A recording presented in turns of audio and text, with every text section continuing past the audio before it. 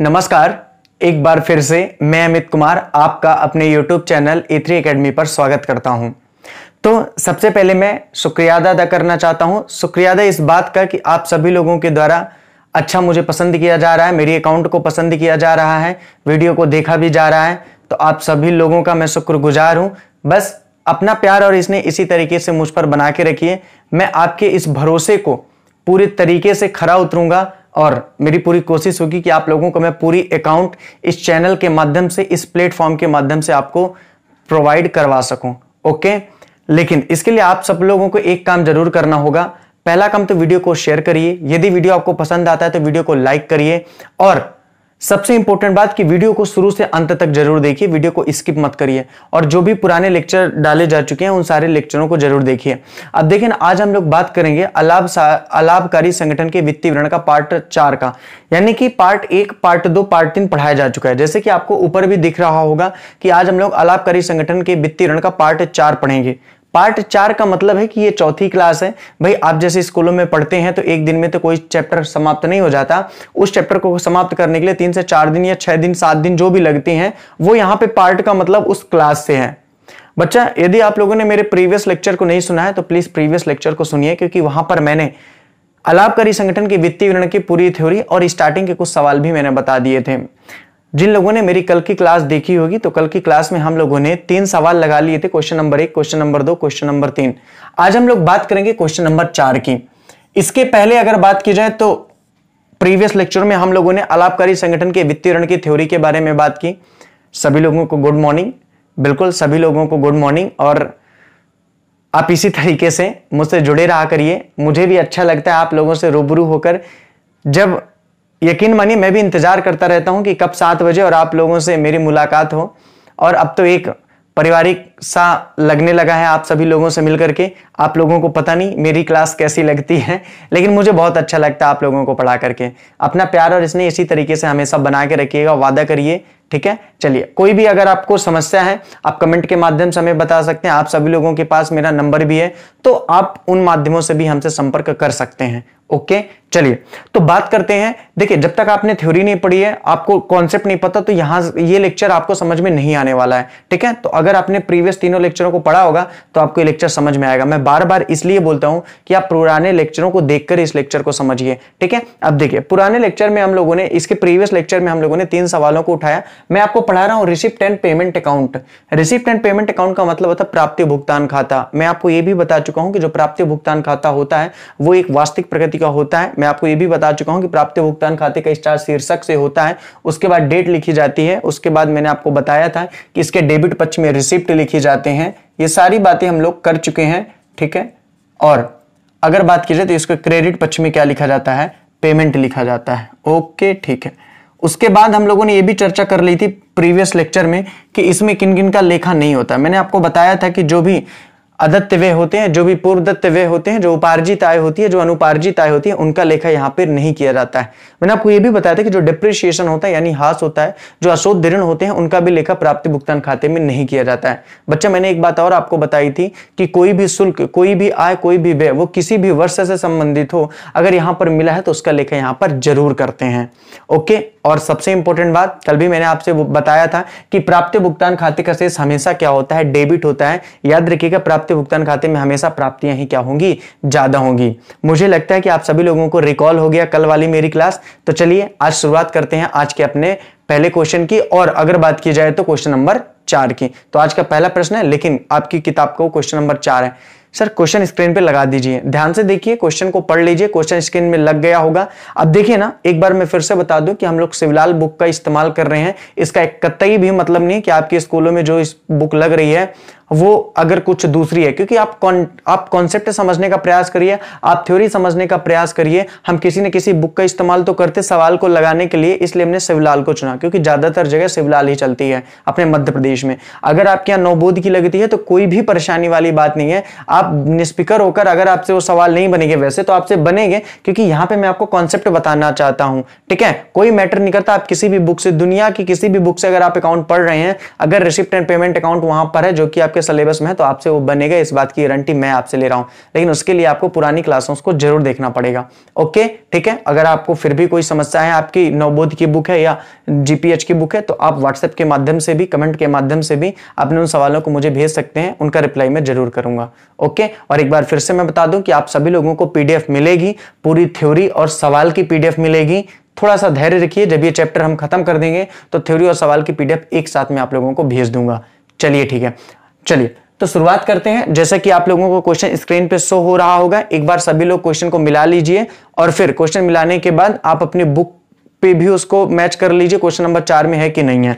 ध्यान से देखो, निम्नलिखित विवरण से 31 मार्च 2018 को समाप्त होने वाले वर्ष का चेतना क्लब का प्राप्ति एवं भुगतान खाता बनाइए। मैंने ऊपर पहले से लिखा हुआ है ताकि ये समय मेरा बर्बाद ना हो। Chetna club receipt and payment account for the year ending 31 March 2018, ठीक है। और प्राप्ति भुगतान खाता है तो रिसिप्ट, अमाउंट, पेमेंट और अमाउंट। आगे क्वेश्चन ने बोल रखा है कि रोकड़ शेष 1 अप्रैल 2017 का 4390 है। हम सबको पता है, मैंने आपको बताया हुआ है कि प्राप्ति भुगतान खाते का जो प्रारंभ होता है वो कहां से होता है, वो प्रारंभिक रोकड़ शेष से होता है, जो कि पिछले वर्ष का अंतिम रोकड़ शेष होता था। ये सारी बातें उन लोगों को समझ में आ रही होंगी जिन लोगों ने प्रीवियस की क्लास जरूर ली होगी। अब देखिए ना, जिन लोगों ने प्रीवियस की क्लासों को नहीं देखा है और आज वो पहली बार मुझसे मुखातिब हो रहे हैं, मुझे देख रहे हैं, इस वीडियो को देख रहे हैं, तो उनको कुछ भी पल्ले नहीं पड़ेगा। बस ये कह सकते हैं कि सर मुझे समझ में नहीं आ रहा है। तो आप प्रीवियस लेक्चरों को यदि देखा होगा तो मुझे नहीं लगता शायद ही ऐसा कोई व्यक्ति होगा जिसको अब समझ में नहीं आएगा। तो इसका जो प्रारंभ होता है वो कहां से होता है, टू बैलेंस बीडी से होता है। साफ साफ लिखा हुआ है 1 अप्रैल 2017 का जो बैलेंस बीडी लिखा हुआ है वो 4390 लिखा हुआ है। आगे चंदा प्राप्त लिखा हुआ है गत वर्ष का। गत वर्ष मतलब प्रीवियस ईयर, या उसको अपन क्या कर सकते हैं, प्रीवियस ईयर भी कह सकते हैं, पास्ट ईयर भी कह सकते हैं, ठीक है। तो इसमें कोई दिक्कत लेने वाली बात आपको है नहीं। फिर लिखा हुआ है चालू वर्ष यानी कि करंट ईयर की बात कर रहा है, आगामी वर्ष यानी कि नेक्स्ट ईयर की बात कर रहा है। दान प्राप्त दिया हुआ है 8000 रुपया, प्रवेश शुल्क दिया हुआ है 4300 रुपया। अगर बात की जाए तो किराया प्राप्त हो गया आपका 5250, विद्युत खर्च 3440, मजदूरी 500, ब्याज प्राप्त दिया 2950, बीमा शुल्क दिया हुआ है 310, मुद्रण एवं लेखन सामग्री 350, विविध व्यय दिया हुआ है 900 रुपया, वेतन 16000 रुपया, सचिव को मानदेय 7500 रुपया, क्लब के भवन का किराया 1750 उपार्जित है, मुद्रण एवं लेखन सामग्री 150 रुपया अदत्त है। दोस्तों अब इस क्वेश्चन को अपन को करना है, प्राप्ति भुगतान खाता तैयार करना है। याद रखिएगा इस चैप्टर से जो थ्योरी आएगी वो तो मैं पढ़ा ही रहा हूं आपको। इसके पहले हम लोगों ने प्राप्ति भुगतान खाते से आप क्या समझते हैं, इसकी विशेषताएं, प्राप्ति भुगतान रोकड़ खाते में अंतर, प्राप्ति भुगतान आर्थिक स्थिति का घोतक नहीं होता है। आगे चल के हम लोग बात करेंगे आय व्यय खाते से आप क्या समझते हैं, इसकी विशेषताएं, आय व्यय खाता, प्राप्ति भुगतान खाते में अंतर। और इस चैप्टर से जो इंपॉर्टेंट सवाल है वो यही है बच्चा, आपको प्राप्ति भुगतान खाता और आय व्यय खाते का सवाल अच्छे से पढ़ के जाना है। आर्थिक चिट्ठा पढ़ने की जरूरत नहीं है जो इस चैप्टर का हिस्सा है, ठीक है, बात को समझना।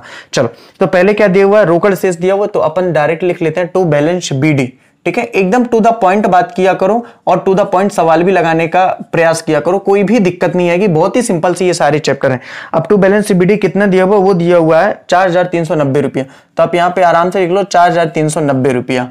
आगे क्वेश्चन ने दिया हुआ है चंदा प्राप्त, ठीक है। चंदा का मतलब होता है टू सब्सक्रिप्शन, तो चूंकि रिसीव्ड है, बिल्कुल सिंपल सी बात है, और आय का प्रमुख साधन भी है। अब देखो जो लोग पहली बार देख रहे हैं उनको ये भी नहीं पता चल रहा होगा कि सर आपने टू बैलेंस बीडी कहां से लिख दिया और यहाँ पे सब्सक्रिप्शन कहां से लिख दिया। बच्चा ये सारी बातें बताई जा चुकी हैं प्रीवियस लेक्चर में, तो एक बार फिर से मेरा अनुरोध है कि प्रीवियस लेक्चरों को जरूर देखिए अगर आपने इसका प्रीवियस लेक्चर नहीं देखा हुआ है।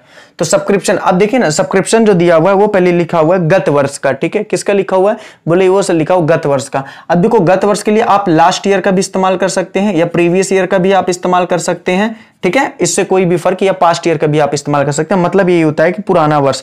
ये कितना दिया हुआ, गत वर्ष का 6000 रुपया दिया हुआ है, ठीक है, कोई दिक्कत नहीं है। आगे अगर बात की जाए तो करंट ईयर का भी दिया हुआ है, तो ठीक है, करंट ईयर यहाँ पे लिख लेते हैं, इसमें भी कोई अपन को प्रॉब्लम नहीं जाने वाली है। और करंट ईयर का कितना दिया हुआ है, वो दिया हुआ 33000 रुपया। कितना दिया हुआ है, वो दिया हुआ 33000 रुपया। ओके, कोई दिक्कत, ठीक है। आगे दिया हुआ अग्रिम वर्ष का या आगामी वर्ष का 4000 रुपया, एडवांस ईयर, ठीक है। ये क्या है, एडवांस ईयर, ठीक है। एडवांस ईयर का कितना दिया हुआ है, तो इसका दिया हुआ है एडवांस ईयर का 4000 रुपया। टोटल यदि बात की जाए तो कितना हो गया, तो 33 4 37 6 43,000, कितना हो गया, बोले सर ये हो गया 43,000 रुपया। कोई दिक्कत तो नहीं है किसी को, कुछ भी मैंने नहीं किया, बहुत ही सिंपल था, इन सभी को जोड़ दिया। चंदा आप सबको पता है कि प्राप्ति ही होती है। और मैंने आपको बताया भी था कि इस पे किसी भी वर्ष की राशि हो वो सब लिखी जाती है। हालांकि ये मैं फालतू को बता रहा हूं क्योंकि आप सभी को अब पता चल चुका है कि चाहे वो गत वर्ष का हो, चाहे वो करंट ईयर का हो, चाहे एडवांस ईयर का हो, सभी की राशि यहां पर लिखी जाती है। ठीक है, जिन लोगों ने प्रीवियस लेक्चरों को शुरुआत से पढ़ा होगा उन्हें कोई भी दिक्कत नहीं होगी, मैं इस बात की गारंटी ले सकता हूं। ओके, चलो आगे बात करते हैं। तो क्या दिया हुआ, दान प्राप्त दिया हुआ 8,000 रुपया। तो आप यहां पे लिख सकते हैं टू डोनेशन रिसीव्ड। ठीक है, जैसा क्वेश्चन बोल रहा है वैसे अपन को करते जाना है, कोई दिक्कत वाली बात है नहीं। ठीक है, तो टू डोनेशन रिसीव्ड कितना दिया हुआ है, तो डोनेशन रिसीव्ड दिया हुआ है आपका 8,000 रुपया। ये कितना है, बोले सर ये है आपका 8,000। ठीक है, आगे यदि बात की जाए तो प्रवेश शुल्क दिया हुआ है 4,300 टू एंट्री फीस। ठीक है, टू एंट्री फीस दी हुई है कितनी, 4,300, या एंट्रेंस फीस भी इसको कहते हैं 4,300। ठीक है, तो एंट्रेंस को या एंट्री एक ही बात है। आगे यदि बात की जाए तो क्या लिखा हुआ है, उसके बाद लिखा हुआ किराया। अब देखो किराया प्राप्त लिखा है, अगर मान लो सपोजेड किराया लिखा होता तो किधर आता, पेमेंट में। अगर किराया दिया का लिखा होता तो पेमेंट में, लेकिन किराया प्राप्त लिखा है इसलिए किधर आएगा, बोले सर रिसिप्ट में आएगा। तो टू रेंट रिसीव्ड, ये सारी बातें मैं आप लोगों को बता चुका हूं। ठीक है, तो आप ये मत कहना कि सर कल हम लोगों को रेंट बस मिला था तो आपने वहां लिखा था, क्योंकि मैं आपको बता चुका हूं कि अगर रेंट भर लिखा है तो अपन कहां लिखते हैं, पेमेंट में लिखते हैं। अगर रेंट रिसीव्ड लिखा है तो अपन कहां लिखते हैं, प्राप्ति में लिखते हैं। और अगर रेंट पेड लिखा है तो ऑब्वियस सी बात है वो कहां पे जाएगा, पेमेंट में ही जाएगा। तो ये हो गया 5,250। उसके बाद लिखा हुआ विद्युत खर्च। विद्युत खर्च का मतलब होता है बाई इलेक्ट्रिसिटी चार्ज। ठीक है, by electricity charge. Okay, no doubt, clear है। इलेक्ट्रिसिटी चार्ज कितना दिया हुआ है, वो दिया हुआ है 3,440 रुपया। कितना दिया हुआ है, 3,440 रुपया। आगे यदि बात की जाए तो क्या दिया हुआ, मजदूरी दी हुई, बाई वेजेस दिया हुआ है। ठीक है, बाई वेजेस। मजदूरी कितनी दी हुई है, तो मजदूरी दी हुई है 500 रुपया। ओके, नो डाउट, कोई दिक्कत नहीं है। आगे क्वेश्चन ने बोला हुआ कि ब्याज प्राप्त। अब देखो ब्याज प्राप्त 2,950, तो इधर मत लिखना, ब्याज प्राप्त किधर आएगा, बोले सर इधर आएगा, क्योंकि प्राप्ति है, सिंपल सी बात है। लेकिन एक बात बताइए, अगर केवल ब्याज लिखा होता तो क्या करते, अगर केवल ब्याज लिखा होता तो क्या करते, तो याद रखना अगर केवल ब्याज लिखा होता तो पेमेंट में आता। बच्चे ये जो बातें मैं आपको बता रहा हूं इन सारी चीजों को बहुत आराम से समझिए, क्योंकि क्लासेस तो आपको बहुत जगह मिल जाएंगे, टीचर तो आपको बहुत जगह मिल जाएंगे। ठीक है, लेकिन ये जो छोटी छोटी सी बातों को मैं आपको बता रहा हूं, इन छोटी छोटी सी बातों को जब आप समझ के जाओगे तभी आप अपने एग्जाम को बहुत अच्छे तरीके से कर सकते हैं।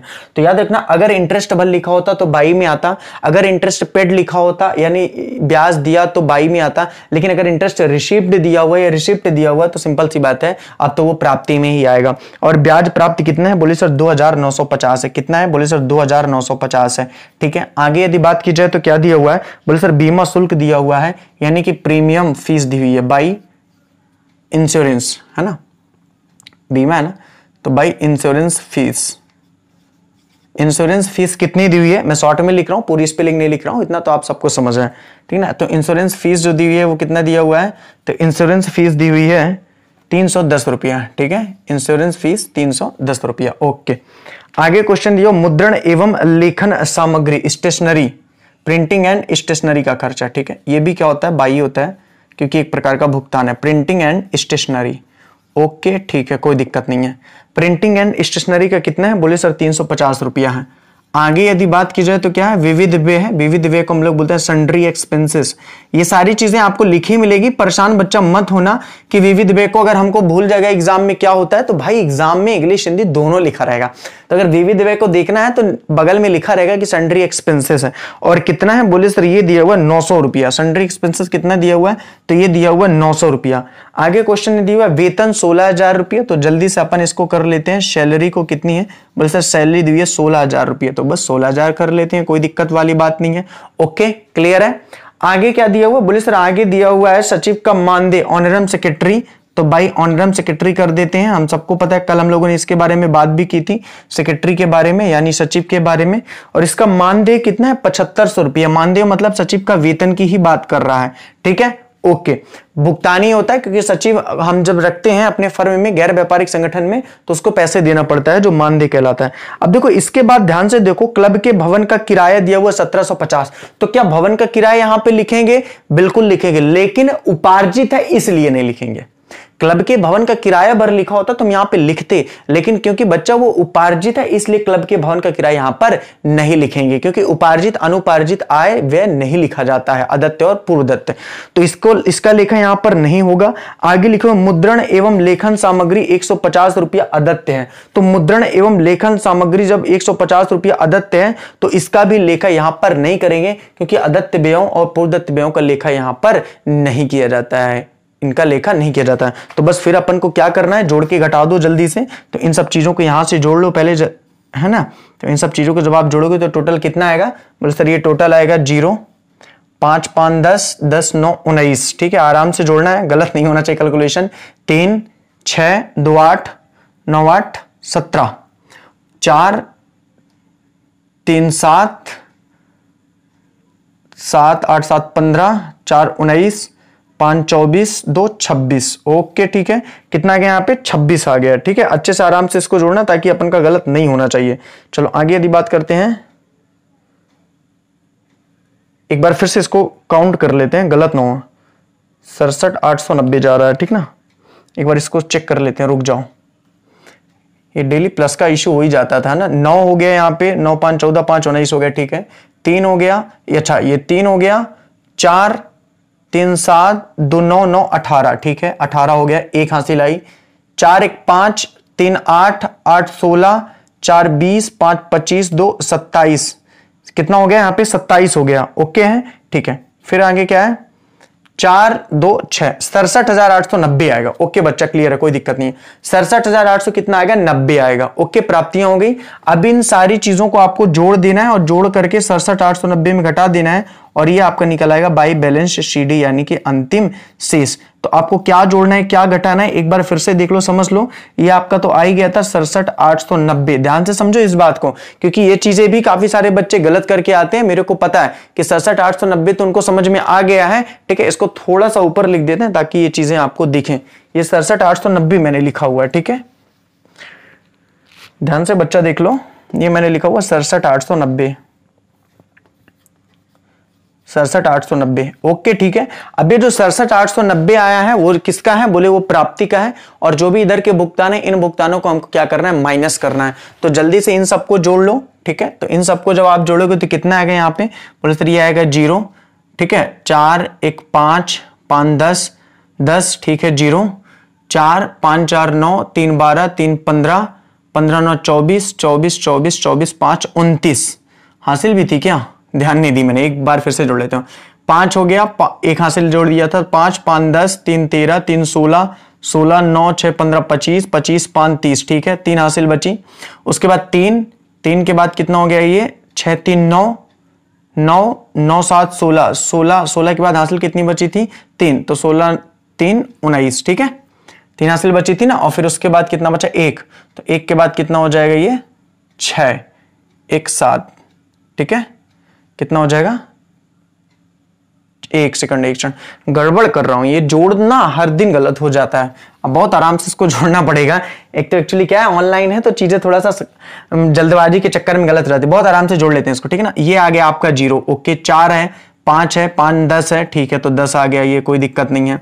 तीसरी एक हासिल है ना, तो 5 हो गया, 5 5 10 हो गया। 10 के बाद 13 हो गया, 13 3 16 हो गया, 16 9 25 हो गया, 25 5 कितना हो गया, बोले सर 30 हो गया। 3 हासिल बची। ठीक है, 3 3 6 हो गया, 6 हो गया ना, 6 6 6 6 12 हो गया, 12 7 कितना हो गया, 19 हो गया। और एक एक कितना हो गया, 2 हो गया। ठीक है, 29,000 हो गया। 67,890 को घटा दो, तो 67,890 माइनस 29,000 कितना आएगा, बोले सर ये आने वाला है 0 9 8 17 में 9 गए 8, और ये कितना आ गया 48,890। कितना आ जाएगा, बोले सर 48,000, 48 की 38 आएगा, सॉरी 38 आएगा। 38,890 कितना आ गया, 38,890।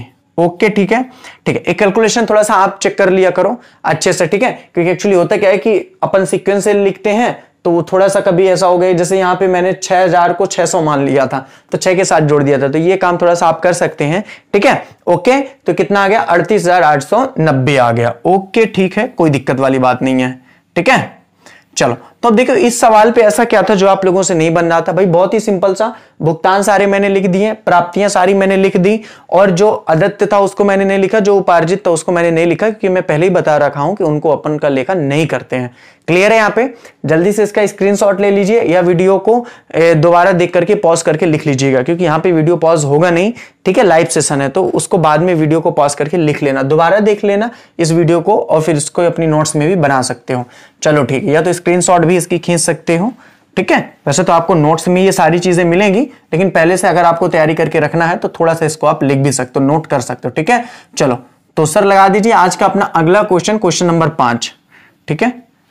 आप लोगों को समझ में तो आ रहा है? जल्दी से कमेंट करके बताइए कि आप लोगों को समझ में आ रहा है कि नहीं आ रहा है, अच्छे से समझ में आ रहा है कि नहीं आ रहा। और याद रखना, अगर समझ में नहीं आ रहा है तो दो बातें हैं। पहला, या तो आपने पुराने लेक्चरों को देखा नहीं है, और या तो आप हमारे चैनल में बिल्कुल नए हैं और आज पहले दिन ही हमारी क्लास ले रहे हैं, ठीक है। तो भाई इसमें तो समस्या है, दोनों में आपकी ही गलती है।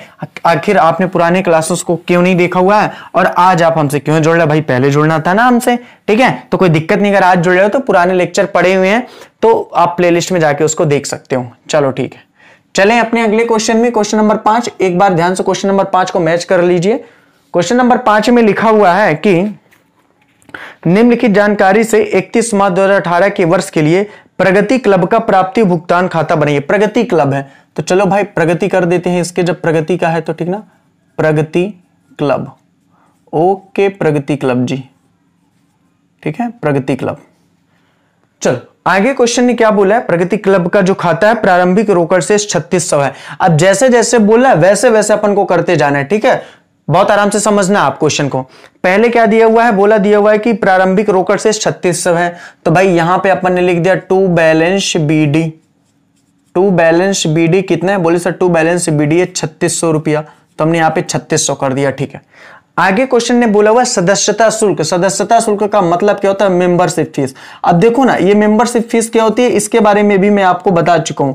मैंने आपको जब थ्योरी में पढ़ा रहा था तो मैंने आपको बताया था कि जब किसी भी संस्था का सदस्य बनना होता है तो उसके लिए उस संस्था की कुछ फीस होती है कि आप 2000 या 10,000 रुपया जमा करके संस्था की सदस्यता ले सकते हैं। उस फीस को हम लोग कहते हैं मेंबरशिप फीस, जो गैर व्यापारिक संगठनों की आय का प्रमुख क्या हुआ करता था, साधन हुआ करता था। अब ये जो मेंबरशिप फीस है उसके बारे में कुछ कहानी लिखी हुई है, उस कहानी को पढ़ लेते हैं।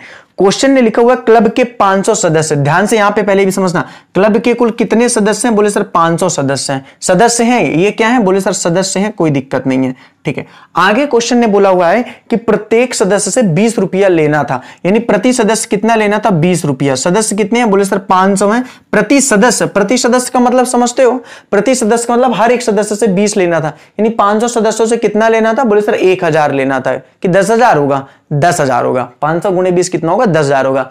तो यदि 500 सदस्य हैं, प्रत्येक सदस्य से 20 रुपये मेंबरशिप फीस लेनी थी, तो कितनी मेंबरशिप फीस लेनी थी, बोले सर 10,000 लेनी थी, ठीक है। लेकिन आगे क्या लिखो, 50 सदस्यों ने वर्ष की फीस नहीं दी। अब भाई जब नहीं दी तो इसको फिर लिखने की जरूरत क्या है, यानी दी कितने लोगों ने है, बोले सर 450 लोगों ने। तो अगर 450 लोगों ने दी हुई है तो आपको यहां पे पहले क्या लिखना है, बोले सर 450 लोगों की फीस, और प्रत्येक सदस्य कितना दे रहा है, बोले सर 20 दे रहा है, तो 450 लोगों ने कितना दे दिया होगा, बोले सर 9,000 रुपया दे दिया होगा। अभी 9,000 कहां से आया, समझ में आया भाई, बात को समझो।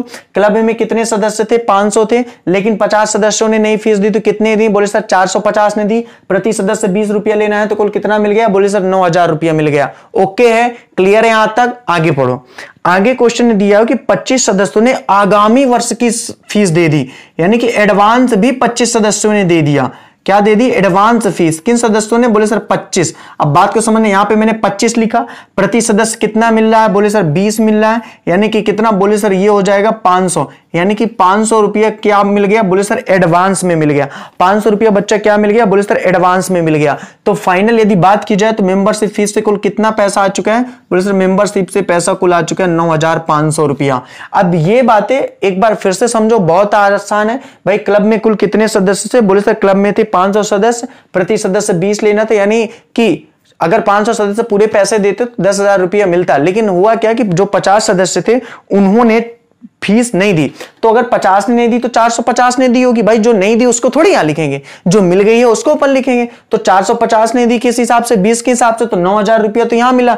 लेकिन 25 ऐसे सदस्य थे, ऐसे ईमानदार थे कि उस वर्ष का फीस तो उन्होंने दी मेंबरशिप, अगले वर्ष की भी दे दी एडवांस, और यदि अगले वर्ष की भी मिल गई है या पिछले वर्ष की भी कुछ मिल गई थी तो भी उसको अपन जोड़ देंगे। तो 25 ये क्या था, सदस्य थे, और 20 रुपया प्रति सदस्य यानी 500 रुपया एडवांस का भी अपन को मिल चुका है। मुझे ऐसा लगता है कि आप लोगों को ये बातें समझ में आ गई हैं। ठीक है, तो ये थोड़ा सा याद रखना क्योंकि आने वाले 2-3 क्वेश्चनों में इस तरह का कॉन्सेप्ट पूछा गया है। ओके ठीक है, चलो ध्यान से देखो। फिर आगे दिया हुआ है कि वेतन 1200 रुपये चुकाया गया है। वेतन कितना चुकाया गया? बोले सर वेतन चुकाया गया 1200 रुपये। तो भाई सैलरी लिखो, सैलरी आप कितने लिखोगे? बोले सर 1200 रुपये, तो 1200 ही लिखेंगे। ठीक है, कोई दिक्कत नहीं है। ठीक है, इसको अच्छे से लिख दो, इसके नीचे लिखा करो ताकि अपन को जोड़ने में प्रॉब्लम ना जाए। ठीक है, चलो आगे क्वेश्चन में क्या बोला हुआ है? सैलरी के बाद बगीचा व्यय 600 रुपये चुकाया गया। बगीचा व्यय कितना चुकाया गया? 600 रुपया बाई गार्डनिंग एक्सपेंसेस। अब यहां पे थोड़ा सा ना कहानी है। क्या कहानी है? बात को समझना, इतना आसान नहीं है इसको समझ पाना। बगीचा व्यय 600 रुपये क्या किया गया? बोले सर चुकाया गया है। और आगे यदि आप पढ़ेंगे तो वहां पे साफ साफ शब्दों में लिखा हुआ है, क्या लिखा हुआ है कि 100 रुपया अदत्य है। क्या है? बोले सर 100 रुपया अदत्य है। बात को समझो, बगीचा व्यय कितना चुकाया गया? 600 रुपया, 100 रुपया अदत्य है। आप सबको पता है कि यदि वो अदत्य है तो उनका लेखा यहां पर हम नहीं करेंगे। ठीक है, अगर अदत्य है तो उनका लेखा नहीं करेंगे। अब देखो बात को समझो, तो सर ये पता कैसे हुआ कि 100 रुपया बकाया है और 600 रुपया चुका दिया? भाई साफ साफ लिखा हुआ कि 600 चुकाया गया और 100 रुपया है ना, और 100 रुपया क्या है? बोले सर 100 रुपया क्या है? अदत्य है। तो हमें तो यहां पे वही लिखना है ना जो पैसा चुका दिया गया, जो पैसा पेड कर दिया गया है। अब बच्चा ध्यान से समझना जो बातों को मैं बता रहा हूं। तो ठीक है, मैं एक बार फिर से आपसे कहना चाहता हूं कि जो भी मैं पढ़ा रहा हूं ना, तो उन सारी चीजों को बहुत ध्यान से सुना करो। ठीक है, अब अगर मैं यहां पे लिख देता कि बगीचा व्यय 600 रुपया हुए, बात को समझो। यहां पे अगर मैं लिख देता यहां पे कि बगीचा व्यय 600 रुपया हुए, ध्यान से समझो, क्या लिख देता? बगीचा व्यय 600 रुपया हुए, और फिर लिखता 100 रुपया अदत्य है। क्या लिखता? 100 रुपया अदत्य है। इसका मतलब क्या है? ध्यान से समझो, इसका मतलब यह है कि बगीचा व्यय 600 रुपया हुए थे जिसमें से 100 रुपया बाकी है। तो कितना यहां पे लिखते? तब हम 500 लिखते। कितना यहां पे हम लिखते? 500 लिखते। बात समझ में आ रही है भाई? एक बगीचा था जिसमें आकर के जो माली था वो कुछ काट रहा था, डगाल वगैरह, या जो बड़े बड़े आपके वो हो गए थे, पौधे हो गए थे, पत्ते वगैरह छांटते हैं जो सूख जाती हैं, तो वो कर रहा था। उस पूरे बगीचे का जो व्यय आया गैर व्यापारिक संगठन का कितना था? बोले सर 600 रुपया हुआ था। ठीक है, हमने 600 रुपया उसको महीने में दिया हुआ था। लेकिन मैं अगर बोलता हूं 100 रुपया अदत्त है, इसका मतलब 500 हमने क्या किया हुआ है? चुकाया हुआ। और जितना चुकाया हुआ वो होते। तो यहां पे 600 क्यों आया? क्योंकि यहां पे बगीचा व्यय हुए नहीं थे, यहां पे बगीचा व्यय 600 रुपये चुकाए गए थे। और चुकाए गए का मतलब क्या था कि बगीचा व्यय तो 700 हुए थे, जिस 700 में से 600 चुकाए गए हैं और 100 रुपया बाकी है। मुझे ऐसा लग रहा है कि अब चीजें आपको समझ में आ गई हैं, और यदि आपको चीजें अब समझ में आ गई हैं तो सिंपल सी बात है, मुझे फिर डायरेक्ट आगे चलने में कोई भी दिक्कत नहीं है। ओके, क्लियर है? तो चलिए इसको यहां से मिटाते हैं। अब आपको चीजें समझ में आ गई हैं, जल्दी से इसे प्लस माइनस कर लेते हैं, कहानी यहीं पे खत्म हो जाएगी भाई। ठीक है, तो जल्दी से इसको ऐड करो। इसको अपन अब जोड़ सकते हैं आराम से। इसको अपन ने जोड़ा तो भाई ये 0 आ गया, ये 0 आ गया, 6 5 11 9 3 12 1 13, 13,000 कितना है? बोले सर 100 आया। यहाँ पे अपन बाई बैलेंस शीट कर लेते हैं। ठीक है, आराम से घटाना जोड़ना है भाई। पूरा सवाल सही करने के बाद 1-2 अक्षर घटाने में गलत हो जाएगा, बोलोगे सर से घटाना भी नहीं बनता है इसका मतलब। तो ये कितना है? बोले सर ये 1800 है। और यहाँ पे कितना दिया? बोले सर ये 13,100 दिया हुआ है। तो इस 13,100 में से 1800 को घटा देना है। कितना आएगा? बोले सर ये आने वाला है 0 0, 11 में 8 गए 3, 3 में 2 गए 1 और 1, कितना आ गया? 11,300। कितना आ गया? 11,300। और 11,300 ही क्या हो जाएगा? बोले सर ये 11,300 ही हो जाएगा टू बैलेंस शीट। क्या हो जाएगा? To balance sheet. ओके ठीक है, कोई दिक्कत नहीं है ना। यहाँ पे समझ में आ रहा है आप सभी लोगों को? 11,300 आ गया to balance, sorry by balance क्या आ गया? शीडी आ गया, यानी कि अंतिम शेष आ गया। अब इन सब चीजों को भी आपको थोड़ा सा याद रखना है। ठीक है, अब बच्चे यहाँ पे एक चीज और याद रखना, देखो जैसे मैंने यहाँ पे 13,100 लिखा, फिर कुछ बच्चे यहाँ पे जोड़ के यहीं पे लिख देंगे, ऐसा नहीं करना है अपन को। ठीक है, थोड़ा सा सुंदरता को बना के रखना है। बस जैसे आप किसी शादी में जाते हो, किसी पार्टी में जाते हो, तो बड़ा सज सवर के जाते हो, है ना। अगर आप लड़के हैं तो भाई बहुत अच्छे से जीन्स कैसे पहनना है, ठीक है, शर्ट कौन सा पहनना जाए मैचअप का, और स्प्रे वगैरह जो भी होता है ना, बाकायदे से बाल वगैरह करके, और वो क्या बोलते हैं मेरे को याद नहीं है बच्चे, वो खड़ा करके कंघी करने के लिए जेल जेल होता है सर, जेल का इस्तेमाल करते हो तो सजाकर अच्छा लगता है। तो अगर आपने 13,100 यहां लिखा और फिर आप जोड़ करके 13,100 यहां लिख रहे हो तो ऐसा नहीं, ये जो इक्वल है वो क्या होना चाहिए, समान होना चाहिए। ठीक है, ओके है, समझ में आ रहा है आप सभी लोगों को? बिल्कुल बच्चे, यहां पे वो सारी बातें बताई जाएंगी जो आपके एग्जाम के पॉइंट ऑफ व्यू से बहुत इंपॉर्टेंट है। ठीक है, तो इसको आप सभी लोग जल्दी से लिख लीजिए या स्क्रीनशॉट ले लीजिएगा। ठीक है, ओके। अगर यहां पे आप नहीं लिख पाते हैं जल्दबाजी में तो वीडियो प्लेलिस्ट में पड़ा हुआ है, ठीक है, तो वहां से भी आप इसको देख सकते हैं और बहुत आराम से इसको क्या कर सकते हैं, कॉपी कर सकते हैं अपनी कॉपी में भी। ठीक है, वैसे आपको नोट्स भी मिलेगी लेकिन अपनी तैयारी के लिए आप इन सबको लिखते भी रहो। बिल्कुल, सवालों की भी नोट्स मिलेगी। ओके, चलिए चलते हैं अपने अगले क्वेश्चन में। तो सर लगा दीजिए आज का अपना अगला क्वेश्चन, क्वेश्चन नंबर 6। जल्दी से लगाइए सर क्वेश्चन नंबर 6। बिल्कुल, ठीक है, धीरे धीरे पढ़ाई पे अब रफ्तार पकड़ते जाएंगे। शुरुआत की चीजें हैं तो थोड़ा सा अच्छे से अभी समझ लो, क्योंकि चीजें यदि आपको समझ में आ गई शुरुआत में तो कुछ नहीं रखा है इन सब चैप्टरों में, बहुत अच्छे सरल है। चलो क्वेश्चन नंबर 6 ध्यान से देखो। निम्नलिखित सूचनाओं के आधार पर भोपाल क्लब का 31 मार्च 2018 का, भोपाल क्लब है तो यहां से इसको भी भैया हटा दो, भोपाल क्लब लिख दो। ठीक है, भोपाल तो हमारी कैपिटल भी है ना, भोपाल क्लब। ओके ठीक है, भोपाल क्लब का। ठीक है, तो भोपाल क्लब का क्या बनाना है, 31 मार्च 2018 वही है, एंडिंग डेट वही 31 मार्च 2018 को समाप्त वर्ष का प्राप्ति एवं भुगतान खाता बनाना है। अब जैसा क्वेश्चन में बोलता जाएगा वैसा यहां पे अपन करते जाएंगे, बस आपको वैसे ही आपको सुनते जाना है। ठीक है, चलो क्वेश्चन दिया हुआ है 1 अप्रैल 2017 को रोकड़ शेष 3,750 था, यानी कि 2 क्या दिया हुआ था, बैलेंस बीडी दिया हुआ था। क्या दिया हुआ था, 2 बैलेंस बीडी। कितना दिया हुआ है बोले सर, ये दिया हुआ 3,750। कितना है बोले सर, ये है 3,750। ओके ठीक है, आगे क्वेश्चन में क्या दिया हुआ है, सदस्यता शुल्क। बात को समझना है, सदस्यता शुल्क यानी क्या होता है, मेंबरशिप फीस। सदस्यता शुल्क का मतलब क्या होता है बोले सर, ये होता है मेंबरशिप फीस। ठीक है, कोई दिक्कत नहीं है। मेंबरशिप फीस के बारे में क्या दिया हुआ है कि क्लब के 500 सदस्य थे, जैसा बोला है वैसा अपन को करता जाने। सदस्य कितने थे बोले सर, सदस्य थे 500, कोई दिक्कत नहीं है। प्रति सदस्य कितना लेना था बोले सर, प्रति सदस्य इस बार 30 रुपया लेना था, यानी टोटल अगर बात की जाए तो 15,000 रुपया होता, लेकिन ऐसा हुआ नहीं। क्यों नहीं हुआ, क्योंकि उनमें से जो 75 सदस्य थे वर्ष का चंदा नहीं दे पाए। अगर 75 ने नहीं दिया तो भाई कितने लोगों ने दिया बोले सर, 425 लोगों ने दिया। अब आप मेरे से ये पूछ सकते हो सर 425 कहां से आ गया, हद है यार। अगर 500 सदस्यों में से 75 सदस्यों ने चंदा नहीं दिया तो कितने लोगों ने दिया, तो 425 लोगों ने दिया। अब प्रति सदस्य कितना देते हैं बोले सर, 30 रुपया देते हैं, तो 425 सदस्यों ने मिलाकर कुल कितना दे दिया होगा बोले सर, 3 5 15, 3 दूनी 6 7 और 3 चौको 12, 12,750 रुपया ये 425 सदस्यों ने मिलकर के दे दिया होगा चंदा। ठीक है, मेंबरशिप फीस। आगे क्या दिया हुआ है, 25 सदस्यों ने आगामी वर्ष का भी चंदा दे दिया। भाई यहां पे एडवांस भी पैसा मिल चुका है, और किन्होंने दिया है बोले सर, 25 सदस्यों ने। प्रति सदस्य कितना देते हैं बोले सर, 30 रुपया, तो कितना मिल चुका है बोले सर, 750 रुपया। तो 425 सदस्य ये पहले दिए थे, 25 सदस्यों ने आगामी वर्ष का दिया। ये 25 सदस्य अलग नहीं है, इन्हीं 425 में से जो 25 सदस्य थे उन्होंने अगले वर्ष का भी पैसा इसी साल दे दिया। ठीक है, तो आप मेरे से पूछ सकते हैं कि सर अगले साल का इस साल दिया तब भी यहां लिखते हैं, हद है यार। कितनी बार बता चुका हूं कि प्राप्ति भुगतान में चाहे आगामी वर्ष की राशि हो, चाहे वो पिछले वर्ष की राशि हो, चाहे वो चालू वर्ष की राशि हो, अगर वो मिली है तो यहां पर उसका लेखा जरूर होगा। ये छोटी सी बातों का डाउट मत पाला करो यार। चलो ठीक है, इनको जल्दी से आप जोड़ लो, आपका कितना हो जाएगा बोले सर, ये आ जाएगा 13,500। कितना आ गया बोले सर, ये हो गया 13,500। भाई एक बार जोड़ लेते हैं, 0 5 5 10 7 2 14 1 15 2 1 3। ठीक, इसको अब अपन मिटा देते हैं। मुझे ऐसा लग रहा है और लग ही नहीं रहा, क्लियर है कि आप लोगों को ये बातें समझ में आ गई हैं। ओके ठीक है, नो डाउट। चलो ठीक है, आगे क्वेश्चन को ध्यान से पढ़ो। बिजली के पंखे, 4 पंखे थे भाई, जिनकी कीमत प्रत्येक की 750 थी।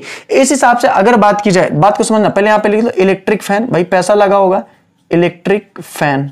ठीक है, देखो थे कितने पंखे बोले सर, 4 पंखे थे। कितने रुपया, 750 रुपये के हिसाब से कितना हो गया बोले सर, ये हो गया 3,000 रुपया। ठीक है, तो क्या 3,000 लिख दें? जी नहीं, जितना पैसा दिया होगा उतना अपन को लिखना है। तो क्वेश्चन ने बोला हुआ है कि उधार खरीदे थे। अच्छा, मतलब 3,000 रुपया के पंखे उधार खरीदे थे, 4 थे।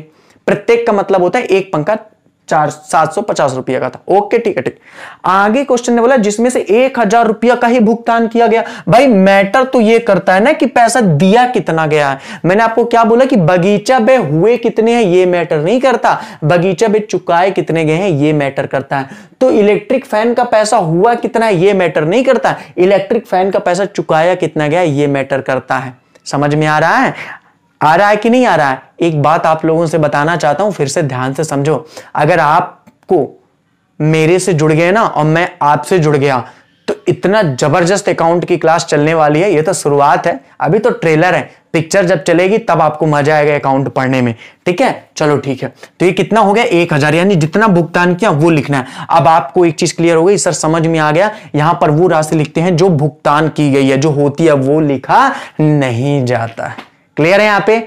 चले चलो आगे क्वेश्चन ने क्या दिया हुआ है। तो आगे क्वेश्चन लिखा हुआ है कि वेतन 750 रुपया प्रति माह। बात को समझना भैया, ठीक है ना, वेतन की बात की है। अब यहां से क्वेश्चन का थोड़ा सा लेवल बढ़ जाएगा। भाई जो वेतन है वो कितना दिया जाता है 750 रुपया प्रति माह। अच्छा ये प्रति माह का मतलब क्या होता है? तो बच्चा प्रति माह का मतलब होता है कि एक महीने में 750 रुपया। तो एक काम करते हैं सीधे 12 महीने का वेतन दे देते हैं। कैसे दे देंगे 12 महीने का? भाई यदि बोलेगा तो देंगे, नहीं बोलेगा तो देंगे। अगर कुछ कंडीशन दे देगा तो भाई जितने महीने के लिए बोलेगा उतने महीने का देंगे। ऐसा थोड़ी ना है कि नहीं बोला तो हम साल भर का दे देंगे वेतन। साफ साफ क्वेश्चन में लिखा हुआ है कि फरवरी 2018 तक का दे दिया गया है। ठीक है, अब हो सकता है आप में ये फरवरी की जगह कुछ और लिखा हो पुरानी किताबों में। ठीक है, क्योंकि वहां पे जो होता है वो हो सकता है अक्टूबर लिखा हो या हो सकता है नवंबर लिखा हो। तो अगर आप में वहां पे है तो वो फिर यहाँ पे जो बन रहा होगा वो 31 दिसंबर को बन रहा होगा। अब चूंकि यहाँ 31 मार्च हो तो यहाँ पे मेरे में जो लिखा हुआ मैं वो डेट बता रहा हूं, आप अपने से महीने काउंट कर सकते हैं। फरवरी 2018 तक का दे दिया गया। ये खातम बना रहे हैं मार्च 2018 और जो सैलरी है वो दे दी गई है फरवरी 2018। यानी कितने महीने की दी गई? बोले सर 11 महीने की दी गई है। याद रखना कितने महीने की? 11 महीने। भाई मेरे अगर मार्च तक का दे देता तो 12 महीने का देता। अगर 11 महीने की दी गई है तो सर सिंपल सी बात है, समझ में आ गया। कितना दी गई? बोले सर 8250। तो सैलरी कितनी दी गई है? बोले सर सैलरी दी है 8250। अब आप में से बहुत सारे बच्चे होंगे जिनको 8250 समझ में नहीं आया। भाई कैसे समझ में आया उनको? थोड़ा सा दिमाग तो लगा नहीं रहे हैं। साफ साफ लिखा हुआ है कि जो वेतन है वो 750 रुपया प्रति माह है। एक माह का 750 रुपया हम किसी को वेतन, मान लो सपोजेड मैं हूं, मुझे 750 रुपये का आप वेतन दे रहे हो। ठीक है, 31 मार्च 2018 को जब मैं प्राप्ति भुगतान खाता बना रहा हूं तो मेरी क्लोजिंग डेट 31 मार्च 2018 रही होगी, प्रारंभिक डेट 1 अप्रैल 2017 रही होगी, जो कि यहां पे शेष लिखा हुआ था। तो अगर सैलरी मुझे 31 मार्च तक की दी जाती तो 12 महीने की दी जाती, लेकिन चूंकि सैलरी मुझे फरवरी 2018 तक की दी गई यानी 11 महीने की दी गई है। और यदि 11 महीने की दी गई तो मैं यहां पे 11 महीने की लगाऊंगा। अब आप मेरे से ये पूछ सकते हैं कि सर 1 महीने की सैलरी कहां गई? भाई वो बकाया है। तो सर अगर बकाया है तो आउटस्टैंडिंग है, तो आउटस्टैंडिंग है तो यहां पे लेखा नहीं होगा।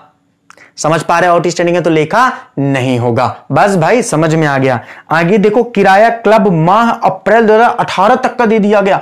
हद है भाई, रेंट ने तो हद ही कर दी। भाई रेंट कितना दे रहा है? बोले सर रेंट दे रहा है 250 रुपया प्रति माह, लेकिन कब तक का दे दिया? बोले अप्रैल 2018। मतलब 12 महीने का तो दिया ही, 1 महीने एक्स्ट्रा भी दे दिया। अब आप मेरे से बोलोगे सर अप्रैल 2018 तक का दिया तो 13 कहां से आ गया? भाई खाते कब बंद हो रहे हैं? 2018 को, 31 मार्च को। शुरू कब हुए थे? बोले सर 1 अप्रैल 2017 को। तो 1 अप्रैल 2017 से 31 मार्च 2018 12 महीने हुए। अब यहां पे रेंट के लिए दिया हुआ है कि अप्रैल तक का दे दिया गया है। साफ साफ देखो, क्लब माह का अप्रैल 2018 तक का दिया। अब जिनकी पुरानी किताबें होंगी ना तो उस अप्रैल की जगह जनवरी लिखा होगा, ठीक है ना, और सन जो भी लिखा हो। तो समझ जाना, इतना कॉमन सेंस वाली बात है, अब आप समझ सकते हो। तो अप्रैल तक का, चूंकि मेरे में अप्रैल है, अपडेटेड बुक है, तो अप्रैल मतलब 13 महीने का दिया गया। तो यदि 13 महीने का गया तो कितना? बोले 13 5 65 और 13 दूनी 26 26 अच्छा कितना होता है 32।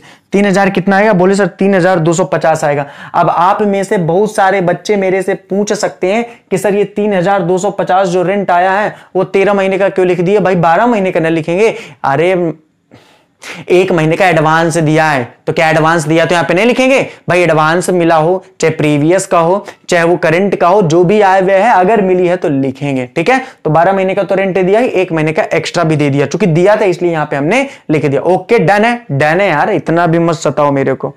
विद्युत व्यय 440 रुपया दिए गए हैं बाई इलेक्ट्रिसिटी व्यय। तो बाई इलेक्ट्रिसिटी व्यय, ओके ठीक है। एक्सपेंसेस कितना दिए गए हैं? बोले सर इलेक्ट्रिसिटी एक्सपेंसेस दिए गए 640 रुपया और 60 देना शेष है, तो यहां पे क्या लिखेंगे? बोले सर 640। अब आप कहोगे सर 640 क्यों लिख दिए, 60 तो देना शेष है। हद है मेरे भाई, बिजली बिल हुए कितने हैं? हुए कितने हैं ये बताओ? तो 700 हुए। आप बोलोगे सर आपने कमाल करते हो, यहां 640 लिखो, यहां 700 हुए हैं। भाई मेरे बिजली लगती थी लाभकारी संगठन में, 640 रुपया दिए हैं, 60 देना शेष है। इसका क्या मतलब है? इसका मतलब ये था 700 रुपया हुआ था, 640 दिए हैं, 60 देना शेष है। देना शेष है मतलब आउटस्टैंडिंग है, और 640 दिए हैं और जो दिए गए हैं उनका लेखा यहां पे किया जाता है। तो समझ गए? अगर यहां पे लिखा होता है कि 640 रुपया हुए हैं और 60 देना शेष है, तो फिर 640 रुपया में से हम 60 रुपया को क्या करते? घटा के लिखते। तो अब समझ में आ गया, हुए हैं अलग है, दिए हैं अलग है, चुकाए हैं एक है। तो दिए हैं चुकाए हैं एक है, हुए हैं बात अलग है। चलो समझ में आ रहा, कोई दिक्कत नहीं। अब जैसे कार्यालय में लीजिए भाई, ऑफिस एक्सपेंसेस आ गया, ठीक है। क्या है? बोले सर ऑफिस एक्सपेंसेस है। और ऑफिस एक्सपेंसेस कितना है? बोले सर ऑफिस एक्सपेंसेस दिया हुआ 425 रुपया, चुकाए नहीं है भैया, दिए नहीं है, हुए हैं। ऑफिस एक्सपेंसेस कितने हुए हैं? बोले सर 425 रुपया हुए। तो क्या 425 चुका दिए गए? जी नहीं। कितना चुकाया गया? बोले सर 100 रुपया अदत्त है। तो आप बोलोगे सर यदि 100 रुपया अदत्त है तो कितना चुकाया गया? 325 रुपया। अब आप मेरे से यहां पे पूछ सकते हैं, और बिल्कुल आपको पूछना भी चाहिए कि सर ये चीजें अभी कम समझ में आ रही हैं। और मैं आपको कहूंगा कि ये चीजें आपको कम समझ में इसलिए आ रही हैं क्योंकि कहीं ना कहीं आपका जो बैकग्राउंड अकाउंट पढ़ने का वो बहुत ही कमजोर है। भाई मेरे फिर से सुन लो, कोई दिक्कत नहीं है, मन मर्जी क्वेश्चन को समझते जाओ। अपन यहां पे फ्री बैठे हैं, 2 महीने 2.5 महीने की जगह अकाउंट अगर 4 महीने भी खत्म होगी तो मैं इस साल के दिसंबर के अंदर तक पूरी अकाउंट रिवीजन से खत्म करूंगा। बोल रहा हूं, रिकॉर्ड करके रख लो, ठीक है। चलो तो बात को समझो, ऑफिस एक्सपेंसेस कितने हुए थे? बोले सर 425 हुए थे, चुकाए नहीं थे भैया मेरे। 100 रुपया अदत्त है, तो इसका मतलब क्या हुआ? मतलब 425 रुपया ऑफिस का खर्चा आया, 100 रुपया देना बाकी है। कितना दिया? भाई सिंपल सी बात है, तो 325 रुपया दिया। अगर 325 दिया तो यहां कितना लिखना है? बोले सर 325। तो ये 100 रुपया आपने क्यों नहीं लिखा? क्योंकि अदत्त थे, तो अदत्त खर्चा नहीं लिखा जाता, तो नहीं दिया। यहां पे कोई दिक्कत वाली थोड़ी बात है, क्या लिखूंगा अपन यहां पे। तो समझ गए? एक बार फाइनल समझो, अगर चुका दिए हैं और दिए गए हैं तो डायरेक्ट लिख दोगे, अगर हुए हैं तो जितना आदत था उसको घटा के लिखोगे। बस भाई मेरे क्लियर हो गया, ठीक है। तो बच्चे ये सारी चीजें क्लियर है, इसको जल्दी से ऐड कर लो। तो भाई ये 0 हो गया, यहाँ पे 5 हो गया, 5 7 5 12 हो गया, 3 6 1 7 हो गया, 17,200 कितना आ गया? बोले सर ये हो गया 17,250। इसको जल्दी से माइनस करो इन सबको जोड़ करके, तो 0 सॉरी यहाँ पे कितना आ जाएगा? बोले सर ये 5 आ गया, ठीक है। इसको जोड़ो, 5 5 10 4 14 16, 1 2 1 3 2 5 5 6 5 11 3 14 1 1 8 1 9 3 12 1 13, ठीक है। 13,465। तो 17,250 में से 17,250 में से 13,465 को घटा दो। पहले एक बार चेक कर लेते हैं कि सही है कि एवं ही घटा दिया। एक बार फिर से इसको चेक कर लेते हैं, इस घटाने को, ठीक है। मुझे डाउट है इस घटाने में, सही है तो ठीक है। इसको जोड़ा तो हमने कितना है? बोले सर यहाँ पे 5 आया, ये है 5 10 4 14 2 16 आया, ठीक है। 1 हासिल आई, 1 2 1 3 2 5 6 5 11 3 कितना आ गया? 14 आया, 1 हासिल आई, 1 8 1 9 9 3 12 12 1 13, 13,465, ठीक है। घटाओ, 10 में 5 गए 5 आया, 15 में 7 गए 8 है, 12 में 3 गए 9 है, 7 में 4 गए 3 है, कितना आ गया? बोले सर 3,985। 785 आ रहा भाई, कहां पे गड़बड़ कर दिया? 12 में और इस सीट यार, कसम से ना मैं घटाना ही छोड़ दूंगा। 12 में 5 गए 7 आएगा ना भाई मेरे भाई, 15 में 7 गए 8 आया, और 12 में 5 गए 7 आएगा। पता नहीं कहां पे गड़बड़ हो जाता है, इतना छोटा सा माइनर सा मिस्टेक, ठीक है। चलो ठीक है, तो भाई ये घटाना तुम लोग कर लिया करो, मेरे से घटाना नहीं बन रहा है, ऐसा बिल्कुल नहीं है, जल्दबाजी में थोड़ा सा गलत हो जा रहा है, ठीक है। तो बाई बैलेंस शीट अपन ने कर लिया, बाई बैलेंस शीट। ऐसा ना बोलना यार कि नहीं बनना, क्योंकि मैं मैथ का ही टीचर हूं, मैं कॉम्पिटिटिव एग्जाम में मैथ ही पढ़ाता हूं, ठीक है। पर थोड़ा सा जब लाइव आता हूं तो जल्दी जल्दी के चक्कर में चीजें हो जाती हैं, आपको इतना तो समझ में आ ही गया होगा। तो ओके ठीक है, कितना आ गया आंसर? बोले सर 3,785 आ गया। तो आज की क्लास यहीं पे समाप्त करते हैं, बाकी बातें मुलाकातें हमारी आपसे कल होंगी इसी टाइम पे इसी समय पर, तो कहीं मत जाइएगा, देखना मत भूलिएगा। All time whatever you want to do, कुछ भी करो, लेकिन सुबह 7 बजे हमसे लाइव जुड़िए। तो कल हम लोग फिर मिलेंगे इसके अगले क्वेश्चन में, लेकिन इसके अगले वाला क्वेश्चन आप लोग जरूर लगाइए, आपसे बन जाएगा। यदि नहीं बनेगा तो कल जरूर चर्चा होगी। आपने मुझे सुना, आप सभी लोगों का तहे दिल से शुक्रिया। अपना प्यार और स्नेह इसी तरह के बना के रखो, मेरे प्रति भी और A3 एकेडमी के प्रति भी। Thank you so much.